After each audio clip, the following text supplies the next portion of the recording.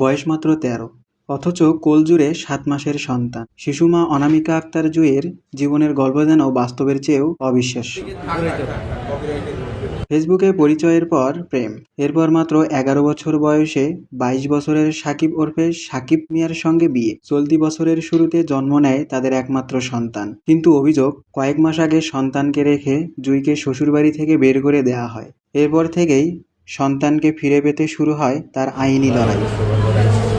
গত ১ জুলাই ঢাকার chief legal aid অফিসে অভিযোগ করেন জুঁই। অভিযোগের পর অভিযুক্ত সাকিব ও তার মাকে হাজির হওয়ার নির্দেশ দেয়া হলেও তারা উপস্থিত হননি। পরে শিশুটিকে উদ্ধারে চকবাজার থানাকে নির্দেশ দেন বিচারক।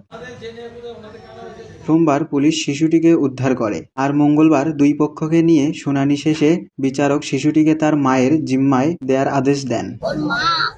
সকাল ৬টা বাজে বোন নিয়ে যেত, আর রাত ১২টা-১টা বাজে নিয়ে আসতো। এরকম নিয়ে এসে রেখা দিত। সারাদিন সুজি খাওয়াইতো, বুকের দুধ পর্যন্ত খাওয়াইতে পারতাম না আমি আমার ছেলের।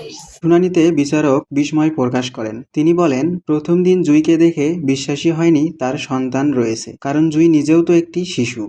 বর্তমান বয়স ১৩ বছর ৪ মাস ২৩ দিন। সেক্ষেত্রে ১৮ বছর না পর্যন্ত আমাদের আইনে একটা মেয়ে তো কখনো বিয়ে হইতে পারে না, আর সেখানে তার অলরেডি একটা বাচ্চা। এখন এই শিশু এবং এই বাচ্চা দুজনের দায়িত্ব এখন কে নেবে, এটাই এখন দেখার বিষয়। জুঁইয়ের দাবি, অপ্রাপ্ত বয়স্ক অবস্থায় তাকে ফুসলিয়ে নিয়ে যাওয়া হয়। নির্যাতনের শিকার হওয়ার পাশাপাশি সন্তানকে জন্মের পর তাকে বাড়ি থেকে বের করে দেওয়া হয়। অন্যদিকে সাকিবের দাবি, জুঁই স্বেচ্ছায় তার সঙ্গে গিয়েছে। সন্তানকে রেখে সে নিজেই বাড়ি ছেড়ে চলে যায়। পরে শিশুর অভিভাবকত্ব চেয়ে পারিবারিক আদালতে মামলা করেন তিনি। ফুসলাই নিয়ে অনেকদিন রাখার পরে হেয়ার পরে মনে করেন আবার আমি করছি, হেয়ার পরে মনে করেন আবার এই মেয়েরে আবার মনে করেন আনছি কয়ে ঠয়ে, হেয়ার পর আবার মেয়েরে আবার এই ছেলে আবার নিয়ে গেছে ঘর থেকে বাইরে। বাবা বলে স্টপ করছে, তো ওর বাবা কোনো স্টপ করে নাই। তারপর মানে আমার কাছে আছে ১ ঘন্টার কথা হয়ে গেছে, ৩ মাস আগে।